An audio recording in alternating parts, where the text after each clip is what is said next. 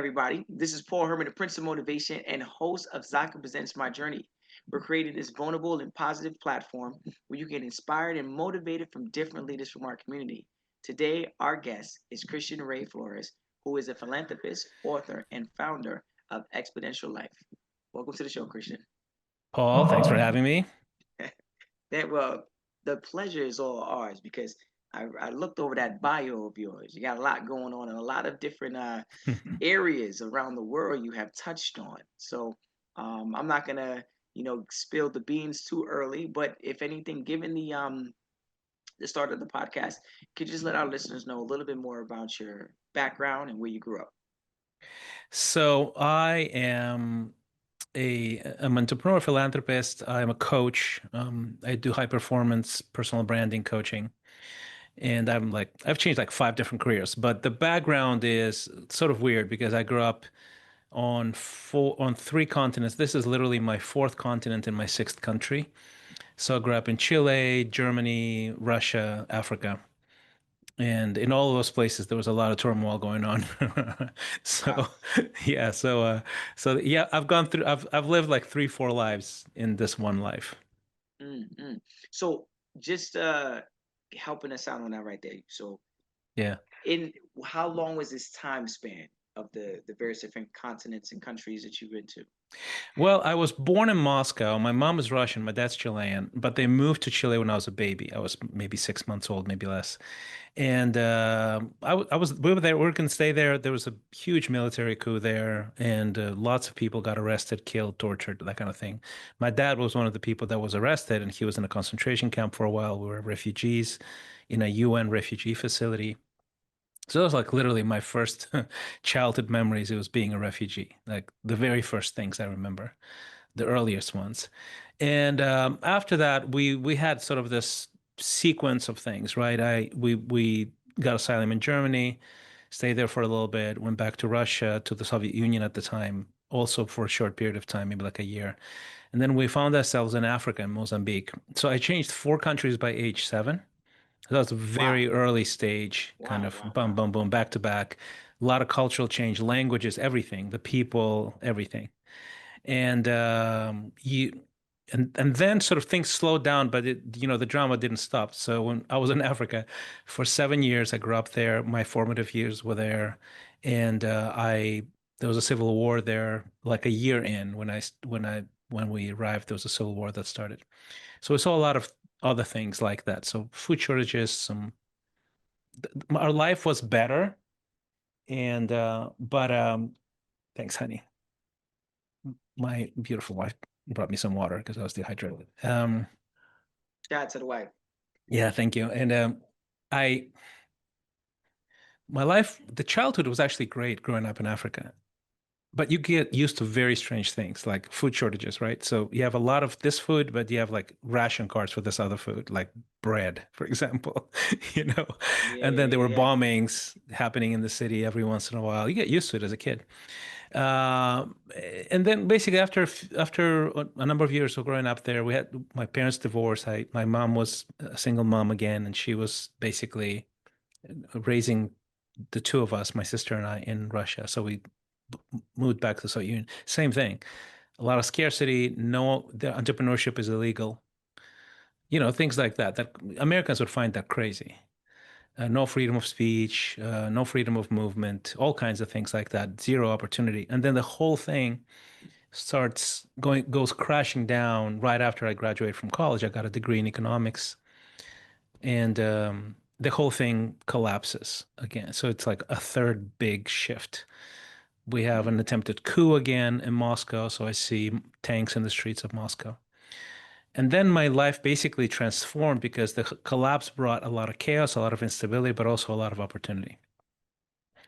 And I just chose a path that was just so abnormal. I instead of going the academia route, because with my degree, people would go into trade, banking, finance, academia. Those are the main sort of spaces.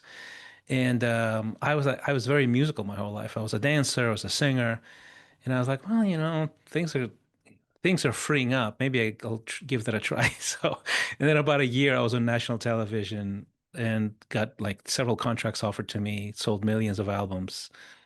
played sports arenas across 15 different countries, all of the Eastern European, former Soviet Union space. So Mm, yeah, my mm. fortunes turned quite a bit by Yeah, then. yeah, yeah. And this is where like when I was reading that bio, I'm glad you're able to kind of like paraphrase what I Yeah. saw, right? Hmm. Hmm. And I'm glad you're doing that because the listeners need to know about that. I think just that you said from the before the age of 7, right? All of that traveling, going to various Yeah. different places, dealing with those Yeah. uh, the Civil War to the military. Yeah. That was a lot to take in.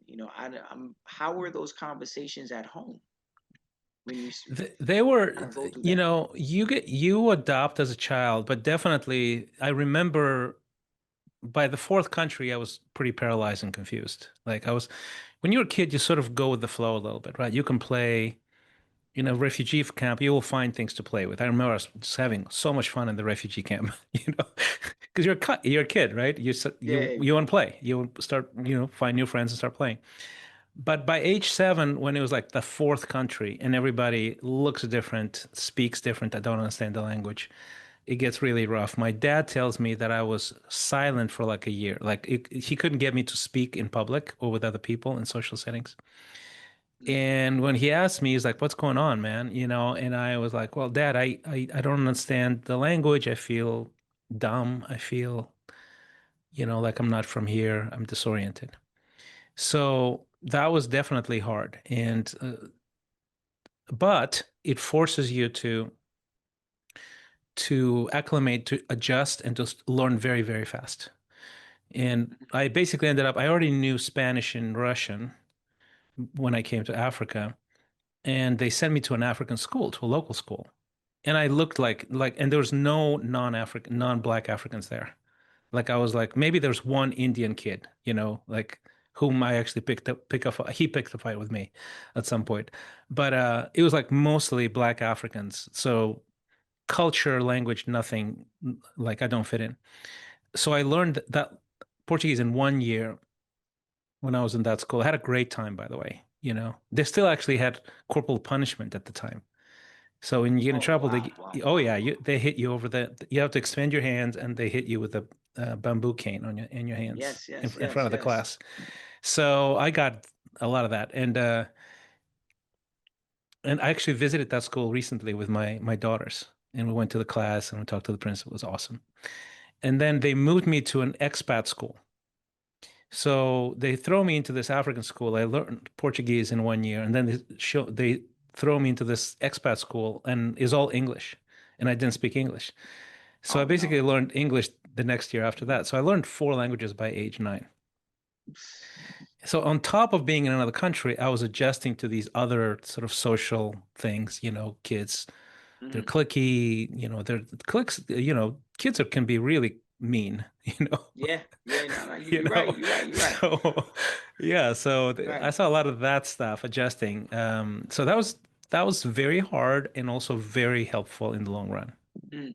What do you feel was the biggest obstacle? Like when you look back at everything that you're talking about right now, what was like one thing that obviously there was a lot of things that were obstacles, but if you Yeah, could give one thing I that think was like the constant obstacle. the constant was I was an outsider everywhere, and Hmm. that continued because I was an outsider there. Even if I got adjusted to the environment, I was still not from there. And then we went back to Russia. I was sort of this ugly duckling because I had brown skin. Even though I spoke Russian, I didn't look Russian. Hmm. So that was a constant theme to this day in my life, is that I've never lived in a place where I fit in. Not ever in my life. So that was both hard, and also it determined how I shaped my life. Does that make sense? Yeah, yeah, it does. So for Mm, immigrants, there's a disadvantage, and there's actually a huge advantage for immigrants as well mm, in new countries. mm, mm. Now, when you look back at that early childhood, right? I know that obviously there was a lot of inconsistency, but there was some consistency going on. Um, how did it shape your identity today? Like, how do you, when you look back at it, how do you, in regards to like how you view like freedom, resilience? Yeah, determination. well, resilience is like hardwired into a kid if you have see a lot of that, right? You become very resilient very fast. You don't have a choice.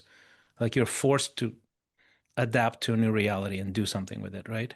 So that's obviously resilience is a big one, and that's a huge advantage in entrepreneurship because people don't try new things because of fear. Well, the risk of failing, the risk of something going, not according to plan. Well, nothing that we did at the time was according to plan anyway. Yeah, So you sort of get accustomed. You get a very adopt. You become very comfortable with risk and uncertainty, and that's really a prerequisite to entrepreneurship. You have to be comfortable with uncertain outcomes. So that's a huge deal. That one, cultural adaptability is another one. I can learn like body language, tone, language itself. Like if you speak four languages, you actually process interactions with people differently, yeah, I could because imagine so. yeah, because language words matter, right? And if you have like four operating systems within you, you can navigate in a slightly different way. I would say so cultural adaptation in human condition, just understanding human beings and appreciating completely different points of view. That's another huge treasure. Hmm. I just I can see because I've like if you go to a completely different culture and you learn to be with them, you start appreciating their opinions, their tone, the way they see the world even, right? It doesn't mean that Hmm. you agree with everything that they how they think, but you understand how they think. And to me that's a huge deal because everything success in life is about people. It's about getting along with people, knowing how to read them, you know, True. getting a great team around you, following the right people, being mentored by the right people, all of those things. So to me, that Hmm. was a massive school of human condition, sort of understanding human condition and mastering it, which a big part of what I do now, coaching, is that, right? Is understanding Yes, the yes, human yes, condition. yes, yes. Now, when you talked about the four languages, I'm thinking back to that right now. Four languages, you know, you constantly have to uh constantly are adjusting. Hmm. Constantly adjusting. Like how are you going through that moment in time and not giving up as a kid? Sitting there and thinking about it like, all right, look, this is another language you got thrown at me right now. You Yeah, I said know. Portuguese in one year, and then all of a sudden you get out of that school and you're like, okay, I English is the finally next got, one. Yeah, let's yeah, go. Now you got English. Now, granted, it's all beneficial, right? yeah. But at a young age, you probably don't think that. You're like, well, what am I No, doing? no, no, no, no. Nowadays, you're like, woof, it's amazing. Now I'm grateful, but at the Yes. time it was rough. Yeah, it was rough, and I think that part is honestly a mystery. I think there's some things that we choose. You essentially choose at some point whether you're going to be a victim or a victor. It's a choice. Like it's basically interpreting things that are outside of your control one way. Okay, everything seems happening to me. The world's against me. Or okay, things are happening for a purpose. I'm going to adjust and see what I can do with that. And that's that's fundamentally a choice that we make every day. At that young age, I don't know exactly how I ended up being the guy who chose, oh, I'm going to be a victor. And, I just don't know because I don't think it was, intentional. I think it was more intuitive. Okay. So I can't really claim that it was a great gift or anything. It's just really more of I was lucky. I don't know, maybe. So even in Russia, because I was a teenage, like ugly duckling, seriously, shortest kid in the class, dark skin. Everybody else is like Slavic. Like I like this girl, and the other girls were like, "Why would you date him?" And so it's just not fun to be undateable. And then and then I had like a growth spurt. So I was like, not at least I wasn't that short. That was good. And then I started dancing. I was break dancing. Okay. Little Okay, B-boy over here. absolutely. And I was like, that was an underground in the Soviet Union. This was the 80s. There was nothing going on with breakdancing. It was like a subculture, like underground. And but what that did is give me a lot of confidence with, being a teenager because breakdancers were cool. Yeah. And still So are. still are, yeah. So I was breakdancing and I was good at it too. I'm like, dang, people, kids are paying attention to me, girls are paying attention to me. I dress all flashy, and I basically that was sort of around the time where I said, I've never fit in anywhere, so I'm gonna stand out. And that was sort of a thing that really, those are things that are intuitive, and if you follow that thread, it changes the rest of your life. So now in my coaching, I help professionals really get comfortable with standing out because people in a primal fear, they don't want to stand out, they want to fit in. Yeah. And that's the best Definitely way to 100%. Yeah. yeah, and that's the best way to be invisible and to be irrelevant. Hmm. And so if you get comfortable with standing out and risking judgment or rejection, you have the best shot at success. Hmm. And I learned that lesson honestly intuitively because I couldn't fit in anyway. So I was like, I'm gonna start dressing. And if you look at like 80s footage of the Soviet Union, people did not dress like it was like this grayscale world of fashion disaster mediocrity. And I Okay. showed up like, wearing like neon tracksuit I mean, that bandana. that was the vibe. That was the vibe. And That like was the vibe. you could in Russia, you could see me like a mile away. Like literally people would turn they were like, this guy's a freak, right? And I did not care, and I just owned it. And that really helped Hmm. eventually. And that actually was part of the reason why I went into music and not into corporate and not into finance at the time. Because I knew that I was getting really good at standing out. Uh, you know, and I started doing music. I was like, I'm gonna do my own thing. Musically, moves, dance, everything. I'm gonna do a show that's completely original. I'm not gonna copy anyone. And I was on national television by the end of year one. Okay. So you take that and you go, well, that's just entertainment. Not true. That applies everywhere, actually. You know, I have people that I coach who are entrepreneurs, professors, teachers, bankers, all kinds of people. It's the same principle. People have a fear of standing out, so they try to blend in, and then they become undervalued. They don't believe in themselves, so they can't really create something that is unique, that makes them. And that's why I specialize in building personal branding, right?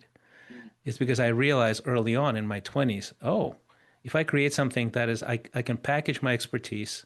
So in my situation, it was music. I have intellectual property. I write songs, I record songs, I can distribute songs. That's my intellectual property. That's unique. There's Yeah. nothing else. If people like it, a lot of people can buy the same album over and over and over again. I mean, a lot of people can watch the same TV show over and over and over again. A lot of people can come, 10 people can come to my show in a small club, or 10,000 people can buy a ticket. Same Okay. show, So there you go. same Yeah. show, right? So people go, well, that's show business. No, it's that actually applies in everything. You can, so that basically what I do now is help people formalize their intellectual property, monetize their expertise so it can be Mm. scalable. So all those things I learned when I was like, 18. Oh no. Yeah. And I want to kind of just make sure I really stay here for a quick second. You know, you talk about the arts. A lot of Hmm. our thought leaders, were that have pursued the arts, right? Hmm. Had a very harsh conversation with their family members when it Oh, came down that's to right. Yeah, yeah. education, right? Yeah, yeah. Oh my gosh, So yeah. when you're like, yeah, I was dancing, I'm breaking, I got my outfit on, I got my music came out, I was, in concerts all over. I was like, I'm listening to you and I'm like, that sounds pretty good. But I know that it didn't start off like that. No, no, not at all. It was, as a matter of fact, I tried to quit college like probably in the second year of college. I was trying to quit and just do that. And my mom was freaking out, like losing her mind. And I decided to stay in just so I don't freak her out because I thought she was going to have a heart attack. Like Jeez. yeah, she was unhinged because I mean, obviously very clear. I mean, parents want to be protective, right? So Yeah, 100%. I'm on a track of getting a master's degree in economics. I speak four different languages. the odds of me getting a pretty good job out of that college, especially when there's a change in the country and there's a lot of opportunities, is really high. The Yeah, odds of me succeeding as a musician are like zero, like very close to zero. So of course, as a mom, any parent would go, "Dude, what are you doing? You're throwing away your life, right?" And and she was not wrong. I mean, the odds were way, way against me. What she didn't know is that I had a I had a very strong sense that I have the goods. And I also had a true. business sense because I was studying economics on how to create package. That helps a lot Yeah, in arts. because it's show business, right? So I had enough of a business mind to understand how to brand myself. And she didn't know that, right? And Yeah, so I tried to quit and she freaked out on me. So I was like, whatever, that's fine. I'm gonna just slug it out. I'm gonna just finish. So I did, and I finished, and I didn't try very hard. And then my dad wasn't in the picture because they had divorced. He lived in Latin America at the time, no, Africa actually, and then he was still there. So I mean, he obviously just expressed some concerns in an email, or not an email, in a letter, like a handwritten letter. But he was far away; he couldn't really pressure me. And my mom, after I graduated, she was like, "Okay, we'll give it a try, give it a year. That's fine. At least you have your diploma, you know." And then boom, it went. that's what. Yeah. So and then of course she was like, "Oh my gosh, I'm so proud of you," that kind of thing. And It's always the switch up. yeah, oh It's yeah, always the yeah, switch up. yeah. Well, I knew you always had it, honey. She was like, yeah, she was so proud of you. And I remember the first thing I did, because she was always very supportive of my talent, of my pursuit of music. That was not the problem. The problem is she wanted me to finish the Finish college, school. right? You got to have a And backup plan. yeah, so she and I was playing these little clubs in the beginning. And I remember the first time, because we were sort of broke for a while trying to get into music and we had nothing, right? And we're like renting this crappy apartment with my co-producer and we're like doing music together. And When you say we, are you talking about you and your mother? no, me and my co-producer, Andre. I found this guy Oh, who's a keyboard player in a restaurant, and he wanted to do the kind of music I wanted to do, but he could arrange music and I couldn't. I could write music, but not arrange it. So he had this keyboard, so he programmed his drums, and I would play like R&B music, R&B pop music to him. That was not even the thing in Russia at all. Like no one knew how to do that. That's the music I loved. I loved Michael Jackson, I loved Prince, I liked Bobby Brown, and like all these guys, right? New Jack Swing was like my oh, come on. beat. New Jack Swing was the era. Yeah, the New Jack Swing was my jam, Mm. right? It was Teddy Riley was my hero, and the guy who invented Yo, it. Teddy, You you bringing know, out some classics right now. I know that was my jam. That's the stuff that I lived and breathed, And and then the no one, freestyle era came in after that. yeah, and knew no one at the time in Russia. No one listened to that music, let alone play. You know. But I was that odd guy, right? That I was like, I'm going to stand out. I'm going to do New Jack Swing. And that's what I did. So I would teach this Russian guy how to program New Jack Swing drums on his keyboard. I would be like, no, Mm. this is not off. This is not behind the beat. It needs to be a little bit behind the beat. And so it would like be just doing this just completely out from scratch and it broke. And after a while, we sort of, I wrote a few songs. Then I got some street dancers to join me. And street dancers don't know how to do choreography at all. They improvise. Definitely not. So I would teach them I would choreograph it, and then I would train them to be in sync. And I would be like a drill sergeant, you know? You got some talents right there. Yeah, I did. Yeah. And I choreographed all of my shows and everything. I wrote the songs, I choreographed my shows, I designed my sort of stage clothing and purchased it or designed it, all of it. So I had like a very specific eye for packaging, for branding, right, at the time. And basically, I remember. Oh, the reason I telling you is that we had like a few songs. I think it was like 5 songs ready, with like all like a show, right? Mm. And we auditioned at this club, and it was like the hottest club, and we're like, we're gonna audition there. And we auditioned, and then they hired us literally on the spot. They were like, "There's nothing like you guys on the market. We want you." So we start playing like 4 nights, 4 nights. I think it was 4 nights a week, but we were playing the same stupid Decent. songs. We didn't have more songs, so we'd play the same songs in a different order, like so, Oh no. and no one cared, and people loved it, but it was like this massive club, But how and many songs are we talking about? like 5. Oh my gosh! But So how we would long was have the set? our set was three songs, but they had the way they did it was live music. It was a live show. It was pop and rock, right? And hip hop. There's like three, so they would have like three, four bands playing three songs each, Mm, and the sort of the whole thing every night was like an hour and a half max. Like there was dancing, and then there was a show, and we had like pyrotechnics and everything. It was fired up, like explosions. It was a big club. It was hopping, right? So it was a great place to be because at the time this was like imagine if the country blew up and like there's nothing going on, and then there's one city where everything's happening, and it's yeah. just being invented from the ground up.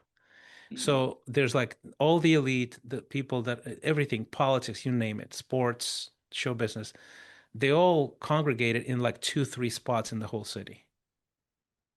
Like imagine if everybody who's anybody is in two, three spots. This was one of the spots. yeah.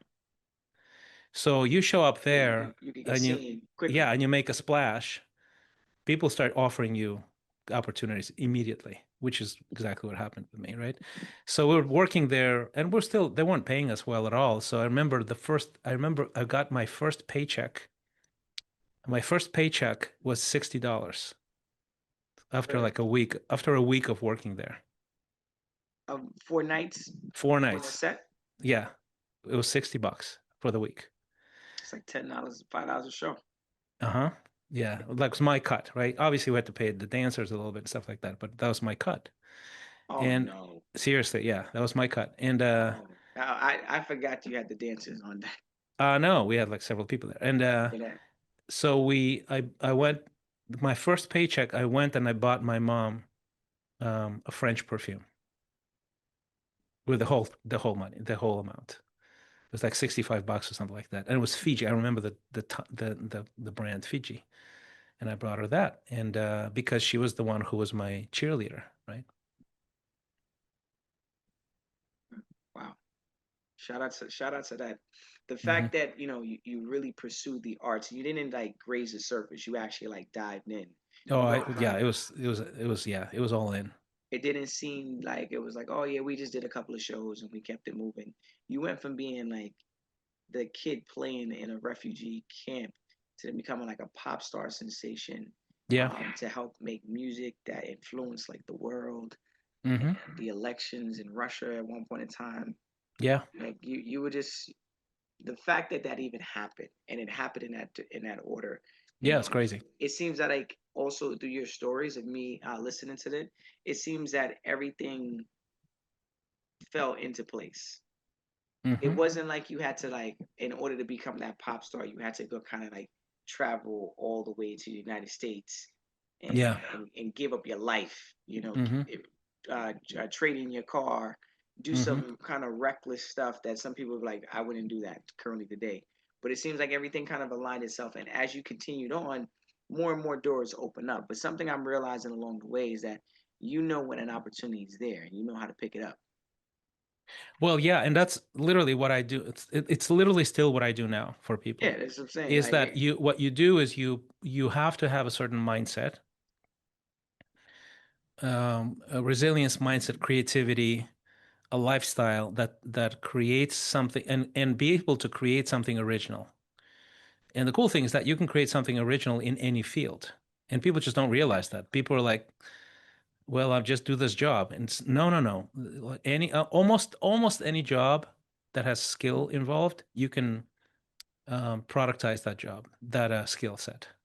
So that's literally what I do every day, all day, every day with people is help them understand. First, you need to change your mindset. You need to understand. You need to find what you have to that you have something to offer the world that is valuable that you can productize. And people just don't believe me. And I'm like, let me show you. What do you know what to do? And obviously I pre-screened them and everything, but it's okay. So here's how you make it personalized, unique, and you package it. And then you have to yeah, learn a whole bunch of skills so that you can do it better and better, promote it so it's yeah, focus. So for me, when I was starting off, I didn't write good songs. I wrote crappy songs. I was musical. I had a good voice. I could dance. I could improvise, but I couldn't choreograph. You was the modern day Michael Jackson. I That was, time yeah, you yeah, were in Russia. You were yeah. They actually the called me the Russian Michael Jackson. Yeah, oh my. yeah. They called me that. I was gonna say because the time era you were coming up, you know what I'm saying? This is where like that time where Yeah. you see people like Michael, Bobby, Hmm. I'm thinking about other individuals that were coming up in the game in that time Yeah. that were like known for dancing. Yeah. Michael, Bobby, Prince, Oh yeah, yeah, yeah, yeah, yeah. all those people. Yeah, yeah, absolutely. And Boys to Men was my jam. I just loved Boys Okay, to yeah, Men, yeah. you They know. definitely had their moves. Yeah, and but I danced very, very well. And when I choreographed, and my point is, you can have some skills, but you have to package them and you have to improve them. And for that, Yes, maximize the and you skills. have, Yeah. yeah, and you need to focus on that. So, for example, I was like nobody. I had like three street dancers in a rehearsal hall who didn't know how to choreograph or dance in sync. They just didn't. So I choreographed the dance and that would show them how to, and they have to, and I wouldn't hire them for a show. I wouldn't let them perform because new people started coming in later until they could learn a dance from beginning to end, one dance. And it was complicated. Like I would have like some of the best street dancers like be out of breath, not knowing if they can finish. That's how hard I went. I gotta see this choreo right Yeah, here. yeah, You got it was intense. And then basically then there was a little bit of hazing because the original dancers would have to test the new dancers. And the passing exam was you have to learn the choreography beginning to end of that one song, and then they would count you off. The other dancers would count you off, say 1, 2, 3, 4, and you have to dance alone, make zero mistakes while two other dancers are trying to distract you. They're waving in your face and okay, stuff yeah. like that. And That's important. if you make one mistake, you didn't pass. You try again later. And when you do the whole thing, no beat, no backtrack, nothing, alone, while being distracted, all A to Z, then you're in. That was sort Mm. of the standard. So because I had such standards, and the Soviet Union was just beginning to became like there was no show business in the classic way. As a matter of fact, recently, um, not recently, maybe like a year ago, the former head of MTV Russia I think he tweeted or Instagrammed like a little clip of mine, and he basically added this text. He goes, Christian Ray was the beginning of show business in Russia. He was the first one. That's just the Mm. head of MTV. I was Was like, was was that the name? I never really got the name of the yeah, artist name. Christian Ray, yeah. Uh-huh. Okay, that's a fly name right there. It is. So anyway, so my point is the reason I tell you these stories is not just to tell you the story, but to say if you have some expertise, you need to sharpen the skills. You need to package the skills. You need to present them in a way that's unique. And then if you do it a certain way, people will pay attention. They'll start asking you for more, which is Mm. exactly what happened to us. And that's exactly what happens to the people I coach, which is really hilarious because I told my wife the other day, I'm like, you know what? I just realized that my job as a coach, as a business coach, is essentially I'm a producer. I create stars. That's what I Mm. do. It's artist development. That's all it is. Yeah, you you are really bringing in so many different uh genres, but so many different industries. Yeah, But yeah. but you were right when you said it's the same language. It's the same thing. It's It's the like same thing. It's the you need to same have a thing. mindset, an approach, a work ethic. Yeah, It's packaging a skill set. It's packaging something that's scalable, and it's seeing somebody in somebody what they don't see in themselves. yeah, yeah, So, yeah. and it's seeing beyond that, right? So later we like produced the girl band that was like almost like it was after the Spice Girls became big in Great Britain. We created our own version of the Spice Girls in Russia, and they Mm, became massive. And it was the same thing. We just did the same. It's the same process. yeah, Okay, do you yeah. have it in you?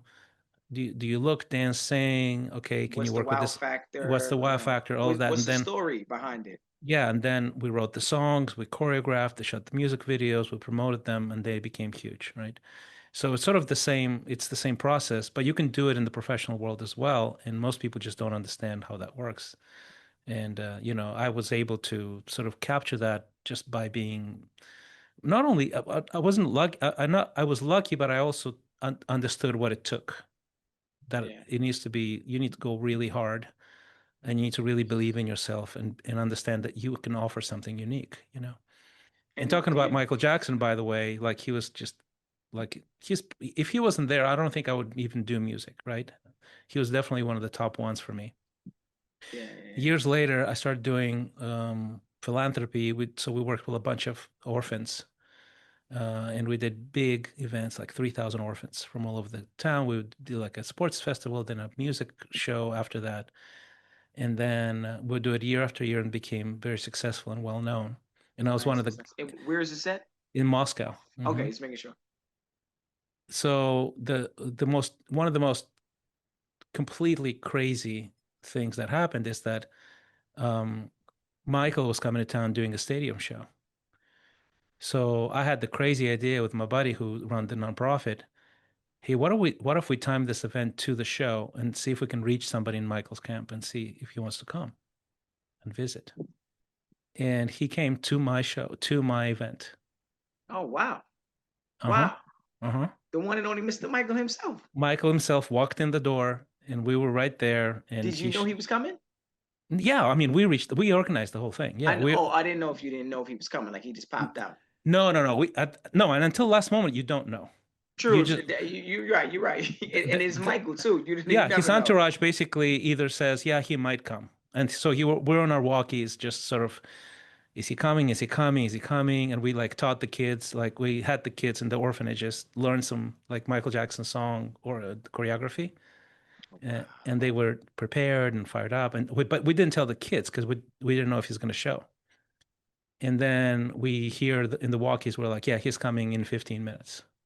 And then he walks in with the Mm, entourage, and we were like losing I was petrified, you know. it's Michael. It's Michael, yeah. And so that was a surreal moment because it's almost like a full circle, right? You get inspired by someone who just for perspective, if you're a refugee and then you're in the Soviet Union behind the Iron Curtain, you don't even dream, not only meeting, you don't dream of going to a live show. Like the best that I could do is listen to a pirated album, not even an original album, because we didn't have them on the market. Mm, That's the best I mm. could do.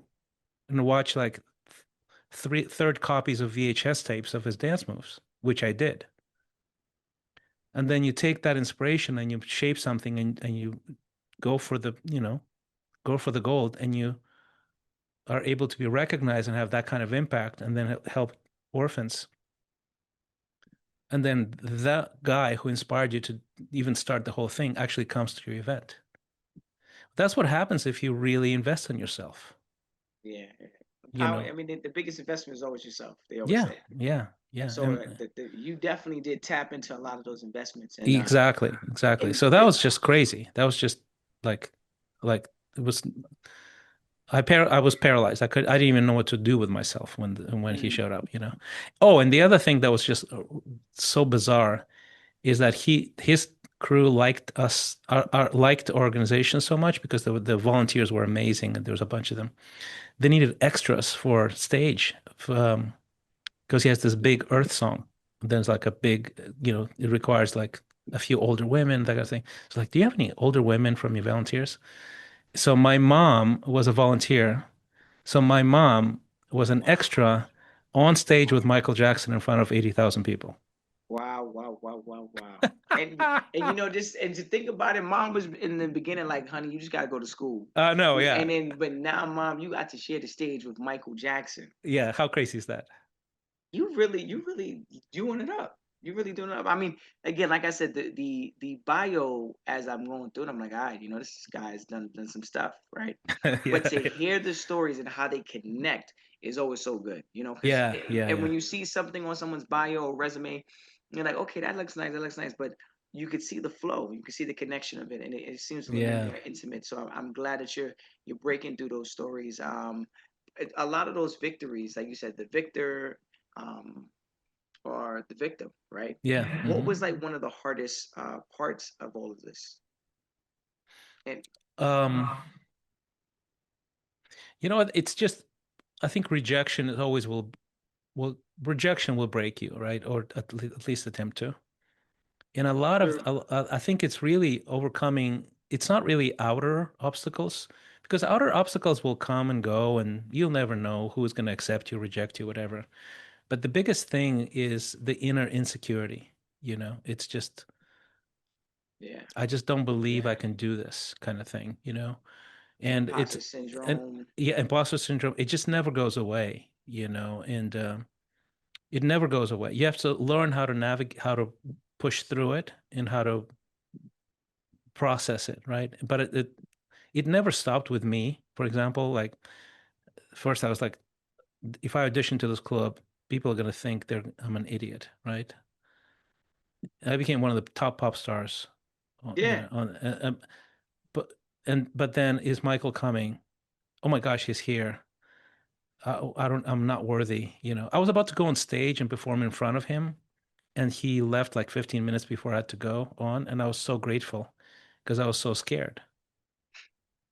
I mean, it's Michael, man. I know. I was like, this is It's not. like, and like we talk about breakdancing, right? And obviously breakdancing originated in the Bronx in the 80s Yeah, and stuff like late 70s.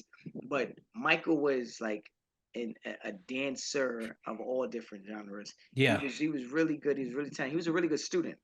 Oh, It really incredible. was. It really Yeah. was a good student. So, and to be in front of someone of that caliber Oh my and to gosh. perform for them, it's like forget an agent, forget like Yeah. a talent coordinator or something like that. We're Yeah, it's talking Michael about himself. Michael. Yeah. Yeah. Oh, So that's that's great. so Yeah. So you feel all kinds of insecurities, like, and it never goes away. Like I performed in front of Chaka Khan, for example. We're stage Shaka sharing. Khan. Come Yeah, she was on. sharing the stage with me. Like she was going before me, and I was going after her for some reason. I don't know why, but I was like, this is Chaka Khan. I'm like, this is like she's the queen, right? And I was like super scared. And then she sent her assistant to come fetch me. And she was like, come have some champagne with me. You're amazing. And we'd like spend the evening hanging out. I was like, what's going on? Right. It's things like that. And it happened over and over again. And you never get used to this. You have to sort of step into that and get acquainted I and see. feel secure. When we moved to the States, same thing. I felt super insecure about this new country. I have an accent. I started doing philanthropy. That was sort of my first job here because I didn't do music anymore. And it was like this, like, The music journey stopped when she came to the US. yeah, yeah. I sort of transitioned before that. I was sort of, you know, really got not bored, but it just didn't fulfill me, right? Mm. Um, and so when we moved to the States, I was hired to do this big sort of VP for Latin America for this charity, right? Because I had some experience in nonprofit work. And there's like all these like events going on that they would send me to, and I was like, you feel insecure. So any new thing you start, you always feel a lot of fear of rejection, a lot of fear of Yeah. failure. And I've started like three different careers here in the United States. The coaching, same thing. Like I'm supposed to be fairly confident by now, right? And when I started coaching, I've already coached informally for many, many years. Like, I mean, I coached informally Olympic athletes, artists, entrepreneurs in Russia, in the United States. People pay attention when I coach. They want me to coach them. But when you start officially launch a thing, it's a whole different level. So I was You had like, to become like a life coach, certifications, the whole nine for that you kind of you stuff. have to well, you have to at the very least believe that you can do it. This is a thing that you can do for an extended period of time. Yeah. And part of it you goes, well, I've done this for like ever. Okay. But part of you goes, well, what if people feel like this is foolish for me to do? So it doesn't get Yeah. easier, my point is, right? And I'm talking like, and the people that I coach now, these are people in their 40s, their 50s sometimes, they're accomplished, they're tenured professors or entrepreneurs, financiers, maybe. They could be younger, like executives. Mm. I'm coaching this one guy who's a VP of a bank. They have the same fears, the same insecurities, the same, Yeah. yeah, the same struggles that all of us do. Things run parallel, like you Yeah, said earlier. yeah, yeah, yeah. So like whether it's corporate, whether it's the industry, And Hmm. because you had an intensive background in the industry, that's something that I think one of the thought leaders had mentioned about in a previous conversation, saying that like they transition into like the corporate world after like the entertainment side of stuff. But they Hmm. were saying that at one point they felt like they weren't going to fit into the corporate world because Yeah, the industry lifestyle is totally different. But in actuality, they learned a lot of those life skills and totally. skill sets Yeah. that then transferred over, which was very helpful. I know Hmm. that you've a lot of throughout those accomplishments and achieving all those great things, you now have looked into, which obviously you have an upcoming book coming out. Oh, it Um, came out already. Yeah, it's oh, called it's also a book. yeah, it came out. It's called Little Book of Big Reasons to Love America, and it's basically a love letter from an immigrant. It's sort of this 10 chapters, 10 reasons to love America, and it's basically a perspective of an immigrant on understanding how valuable this country is from the perspective of an immigrant. Because a lot of the things that I learned that I made me help me succeed even when I was not way before I moved here was inherited from American culture. These are the books that I read, the music that I listened to. I sort of Yeah, absorbed the American spirit. And that's what helped me actually succeed because I had a business mind, a show business mind, not just a musical mind. And when we moved here, I was like, there's so much good here. So much, it's like cultural layers of success. There just happen to be in one country, right? yeah, yeah. And I could see that because I came from the outside in. And what I saw is that by the time the reason I wrote the book is because by maybe 2020, I was seeing a lot of America bashing by Americans, where people were like, "Oh, this is horrible," and I'm like, "Yeah, you need to get out more, and so You need to see the world. yeah, go see the world, go compare, there's no ideal place in the world, Yeah, no matter where you go, no matter where you as we go, could see. yeah, but compared to most places on earth, this is the land of opportunity. Truly, still is the land of opportunity, and I'm so grateful to be an immigrant. I'm so grateful that I live here. I've it, America's blessed me in amazing ways, basically. So I Mm, wanted to communicate that from the perspective of, look, this is my fourth continent. Let me tell you some stories. So gotcha, gotcha. Okay, okay, okay. I give you that. I give you that. That it's good to, it must have felt so good to write a book like that, yeah, to yeah. really kind of lay it out. And It was fun. whether it was your own personal journey or it was something that someone else has gone through, just the fact that you're writing that letter, and like you said, it is a land of opportunity still. Yeah, it is. It's And just how you got to get those opportunities. exactly. And I think Americans forget the spirit of being an American, the original American, sort of, the immigrant who's hungry, the immigrant who is driven, who is hardworking, who Yep, is yep, humble yep. but confident. I think Americans can forget those things. So I was trying to remind them, hey, you guys have something valuable here, and you can use those opportunities if you want to. They're Yeah. available to you. And immigrants tend to know that intuitively more than Americans do because this is the air you breathe if that's where you grew up. So you don't see it as special, you just see it as normal. That's always happens. Like even in the arts itself too. Like we see a Hmm. lot of the artists from like Europe or something like that, or even Japan, Asia, Hmm. like these other countries, they put in a significant amount of work training and with those Hmm. hours versus the individuals here in the States. They're like, oh, I take a couple dance classes, I train for a few Yeah, yeah, hours. yeah, Nah, these people are going 4 or 5 hours. They finish homework and then that's it. They're in the studio. yeah, They are totally, training. They totally. are The training. drive of an immigrant is always the biggest superpower. Sometimes unmatched Oh, absolutely, absolutely, 100%. in most cases. So, how do you manage? You said family as well. I know you said two daughters, Three daughters. three daughters. Okay, three daughters. Hmm. How are you managing the life you live now, Uh, and sharing these stories with your children? well, actually, when I landed in the U.S. and even before that, but one thing that I did that was a shift was that everything I did, I built around the central value of being the best husband and father. So, which is not normal for highly driven people. Highly driven people usually are so excited about the thing that they're building that the They families forget. usually suffer. Yeah, yeah, yeah, yeah, yeah. so I was like that early on, and because I come from three generations of broken homes, I decided that's not going to be me anymore, right? So I basically Change the narrative. yeah, you completely change, and I basically said this stops with me. Three generations of broken homes, enough. And when I moved to the States, I every entrepreneurial thing that I started never compromised family. And because of that, none of the entrepreneurial things that I started with were massive successes. They brought in money, but they were not these crazy over the top things because I would never compromise the time that I needed with my wife and my daughters. And I knew that it was not worth it. Like I'll always make more Yeah. money if I need to, Yeah. but there's a I mean there's studies about it. Your happiness level actually plateaus at a certain level of income. Okay. So I can see that. like you can get above a certain level and doesn't really incrementally increase your joy and your happiness. So it's just true. I just got the bonus at work, but still not happy.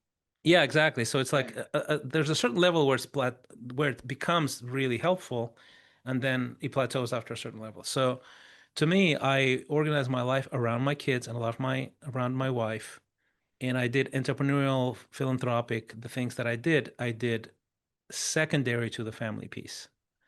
So that was an unusual move, Okay. and you know, I could have made millions and t tons of more money that I didn't make, but I'm not gonna regret that because of the kind of marriage that I have and the relationship I have with my Yeah. kids, Yeah. right? You gotta think And about your priorities. yeah, and that never goes away. If you invest in your family and build a strong family, A, it doesn't go away. B, it builds who you are. So it actually gives you more energy, more creativity, more joy, so you can actually go build other things. Um, it's the it's the most dependable wealth to self actually emotionally self-regulate. So when you do entrepreneurial things, you do hard things always, right? Yeah. If you don't have a home to go back to and go and people to love up on you and say, hey, everything's going to be okay, Okay. you're at the disadvantage. I can see that. If you Yeah. have a very strong home front, you can go actually do pretty bold things and survive. And have that support. Yeah. Support. Yeah. I like how you're saying it ends with you. Hmm. Three generations. I mean, that's a very bold statement to say, right? Not Yeah, knowing how to really exactly. Like reflect. You're like, all of my the families. I mean, they all divorced, kids out of wedlock, that kind of thing. I've been married. yeah, I just celebrated 26 years of marriage. congratulations, Thanks. Yeah, congratulations. and I have a not just celebrated like barely like white knuckling it. I have an amazing marriage. Amazing. I And mean, everybody knows that, including my kids. is your wife as animated as you with her stories? Oh yeah, she is. Yeah. Oh, I mean, hey, look, that alone right there, I would be sitting up like, honey, what story you want to talk about tonight? Let's talk about the day when I did this. When the day we Yeah. did this. It's good Yeah. to find your life partner and to Yeah. find, and I'm glad you're emphasizing family Uh-huh. because as immigrants, first or second generation immigrants, we're taught to kind of keep our heads down, keep moving, Yeah. not to talk out of character, just kind of focus on Yeah. building the land of opportunity, make it a lot of money, and then probably invest back in yourself. But throughout the mix of all of that, you said you wouldn't want to compromise your family to then climb up this Yeah. ladder. Hmm. And the fact that you put family in the forefront, the fact that you kind of wanted to provide for them, create and Hmm. continue to have a safe space, for them, because that could happen. As you start, what it felt like to be like a pop star and to be Hmm. taken away from your family at some point in time and traveling and Yeah. doing all those things. So it's not like you weren't accustomed to it. If someone said, "Hey, look, now you got to do it for the corporate world," you would have been like, "Okay, I've done it before. It's just a Yeah. different hat." But you were like, Well, "No, I'm not. that's exactly it. That's I'm not." exactly it. You're I like, "I'm just not didn't, I gonna." wasn't comfortable with it. And that's why I stayed pretty focused on entrepreneurial stuff because you can shape your world, Yeah, 100%. and so I would rather have complete autonomy and control over my schedule. And I'm Mm, willing to work extra for that or risk extra for that because I can shape my world. I'm not going to be told how to spend my time basically by anyone. mm, mm, mm. And I know that you said something about you led a mission or you launched a mission in Africa. Yeah, we started an after-school academy there Okay, a few yeah, years ago. It's called the Ascend Academy. You can find it at ascend with a D dot academy. And it's basically my way, Africa stays with you. Everybody who's ever lived in Africa will tell you, it just stays in your heart. And right. I I saw so much poverty there in Mozambique. It's still really poor if you look at the whole population. But I believe around 70% of the population in Mozambique still live on under $2 a day. I know it's pretty extreme. And so I went there and I said to Deb, I was like, what if we pick just a few kids and we teach them the things that are really necessary to get out of poverty, right? So rather than just giving them food, right? Teach them character because no one teaches them character when they're in the slums. Usually, one parent households may be brought up by a grandmother, that sort of thing. Yeah, yeah, yeah. I get you. I get you. So no one teaches them vision, clarity, self-esteem. There's no one to do that. So we teach them that. We have these mentors. We partner with the church there locally, and there's these local Mozambican professionals. They're all professional people who just hang out with them and say, they don't even know anybody like them, the kids, right? So these men and women, they choose to be around them and go, yeah, you can be all kinds of things. I'm a Mozambican, I'm a lawyer, or I'm a doctor, or I'm a teacher. Hmm. And then so they can see their future in those people. That's They nice. they they we teach them English, which is very helps you be much more employable. And then we teach them computer literacy, which makes you also much more employable. So that's sort of the idea is that we get them early and we give them um, help to get to a place where they can actually make their own money, they can get out of poverty on their own. And that's basically the It's program. in a sense coaching them. Yeah, uh-huh. Yeah. So you coach it internationally. Yeah, yeah, yeah. So we go there every couple of years and uh, we hang out with the kids and we fundraise here. We find partners in the US. Hey, do you want to give us, 5,000 a year, 10,000 a year, 15,000 a year and help the mm-hmm, kids. And so that's basically the program we started. Hmm. mm-hmm. And your company. No, that's just a nonprofit. It's That called the Ascend okay. Academy. Yeah, that's the Ascend Academy. But I started it from the ground up. I came up with the idea, recruited all the people, find the partnerships, find some money, all of that. I put it together basically. And so then talk about your company now, because I know that's a separate thing. What's the Oh, mission behind? yeah, Exponential Life. It's basically a coaching program, and it's we basically we help professionals monetize their expertise essentially, and we take them from zero to a developed brand, personal brand, and business model. Okay, this is how you can monetize it in about 9 weeks. That's Okay. that's the sort of that's the initial phase. It's called core. So if you're like it could be a professor, a banker, entrepreneur, or whatever, a pastor even. We have pastors in there, and you want to sort of really, you have it. It's more than just a functionality thing where you do a job. You have a gift set, a passion, a vision that is not being tapped into. That's the trick is to create something unique and then create a product out of it. And it could be an intrapreneur within a big company or a socialpreneur like a pastor or a nonprofit leader. But it's basically developing a brand so you are now recognized and sought after and trusted by people on a broader scale. Mm. So And you that's coach what all we do. different. You coach all different levels. You mentioned about high performance a little bit earlier in the Hmm. conversation, but helping Hmm. them with their mindset, Yeah. critical thinking. There's a lot of that. Do you see a lot of first and second generation immigrants that you do work with? Some, not a lot, but some, and also internationally, we have clients in other places as well, right? So, yeah, so it's some. Some, but it's basically it's really the inner game first. That's foundational, right? The mindset piece.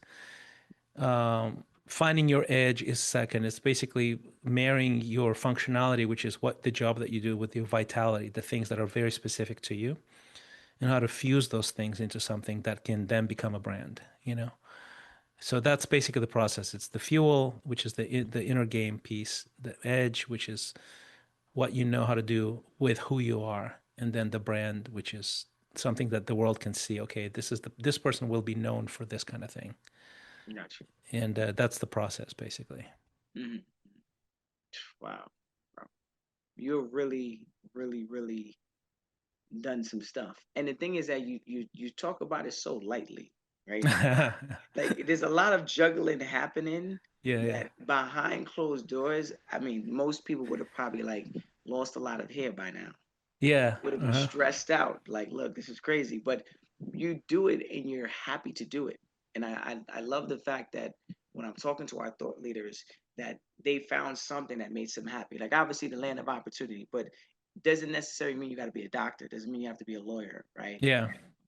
But you found what made you happy and you're Hmm. applying it not only within your local community but internationally, Yeah, so yeah.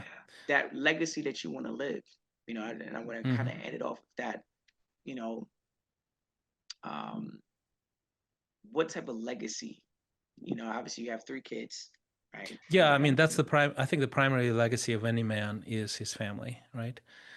Like nothing can beat that, basically.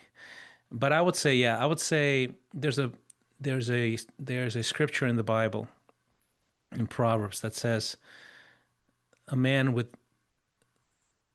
you see a man that is a master of their craft, he will Mhm. stand before kings. So that's my motto on the website actually, you know. And the reason for that is because I believe that all of us, if you have any expertise, you can master that expertise to a level where you can stand before kings. And Mhm. my job is to create as many people as possible, give them the opportunity and the sort of the guidance to stand before kings, and kings of industry, kings of country, kings of, you know, specific areas of life. And I've seen it happen in my life more than once. You know, Mhm. I can stand before the king of pop. I can, I can. The president of a country wants to use my song for his campaign. Come on. And things like that. And I've found myself in environments like this. Even I thought, okay, this is Russia. I was just lucky, but in the U.S., like I was, we started helping the Ukrainian refugees when the war started, and because of the way I sort of think about how to package something, anything, including a help for refugees, I sort of figured out a project to get the refugees immediate help, like in the first months of the war when there was no United Nations, no Red Cross there, nothing. So I sort of created this model on how to do it. I started promoting it, raising some money, and a friend of mine invited me to a reception with the governor of Texas, right? Like Texas is the eighth largest economy in the world. Like it's not a small deed. So he's a king No, okay. in that way, right? Governor Abbott. So I'm in his house, in somebody else's house, a reception for him in his honor. And what am I doing? I'm a refugee. What am I doing in a reception for the governor of Texas? Like, in what crazy world is that normal, right?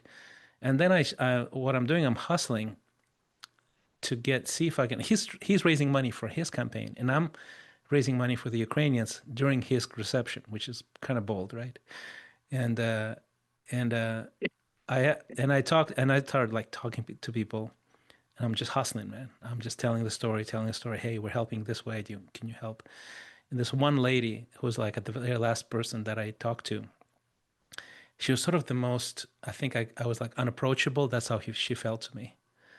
And I started talking to her, and then she sort of softened up, and I talked about Ukraine, and it was sort of in the news. And a week later, she said, "Hey, call my husband or my son. I think it was. We want to help." And I'm like, "All right." And I thought she wanted to like have coffee and learn more. Call her son, and she goes, "Yeah, we're going to give you $100,000. Just tell us what to write the check." It was a 15-minute conversation, Paul. 15-minute conversation. We helped a lot of people. We raised over 250,000. And my point is, if you learn how to be a certain way, any any any career you go to, anything that you do, you will become skilled and know how to brand yourself and how to present yourself. And you will find yourself standing before kings. And that's basically the philosophy of exponential. Mm, mm. Well, Christian, great way to end this podcast off. Sorry, this podcast off. Lost for words over there. You know, like you said, I'm thinking she's gonna say, "Let's go for coffee. Let me hear Yeah. more about it. Maybe give a couple $1,000. Yeah. That's a lot. That's Hmm. a lot. That's a Yeah. lot. And uh, go back to the line you said. You can either be the victim or the Hmm. victor. Yeah. And as an immigrant, we could always choose to be the victim. Like, oh, it's hard. No one wants Yeah. us. We're the Yeah. outcast. It's programmed for us to think like that. Yeah. It's a And choice. to Yeah. yeah. Hmm. But you're like, no, I'm gonna be the victor. You've been provided for because you keep on believing. You've been Yeah. provided for because you've always put out a hand to somebody else in need. You've been provided for because you understand the value of family and not putting money and other Yeah. um, exterior things in front of what's in front of you. You know, you've been blessed, and you sit at the table with kings, not only because you meant to be there, but because you are a king. And I'm very proud and blessed to have had this conversation with you and to have you on our platform to kind of share in those stories. I think anyone listening to this podcast, they're gonna walk away and be like, you know what, this they might have been like it was a hard time. I left, an area and I came here and I had family members here and they helped me out and I got to where I got to. The amount of turmoil, trauma, all these kind of things could have happened. You could have went left easily. Yeah. Totally. Civil war, bombings, people just dying in the cities. Like it was easy for it. It was just a normal day in the life. That is not normal. No No. kid, No. no It's adult should not. even live through that. And the fact that we're on this podcast right now, just kicking it, right? And you're like, Yeah. yeah, I'm chilling. You know what I'm saying? I got my 3 kids. I'm home. I'm doing. My wife just came in and dropped off some water, and I'm like, that's no one would know. Yeah. I'm Yeah. saying you wear your hats very well, and I think no one would know that was under that hat. So congratulations, Christian. Thank you so much for your time, just being present and just sharing in this moment, man. You got a lot of great stories, and I'm looking forward to seeing you and all the great things you got coming up. Thank you, Paul. I appreciate it. Mhm. And I want to let the listeners know if you want to hear more inspirational stories like Christian, please check us out on ZakaConnect.com. Follow us on our social at Zaka Connect and follow our feed, Zaka, wherever you listen to your podcasts.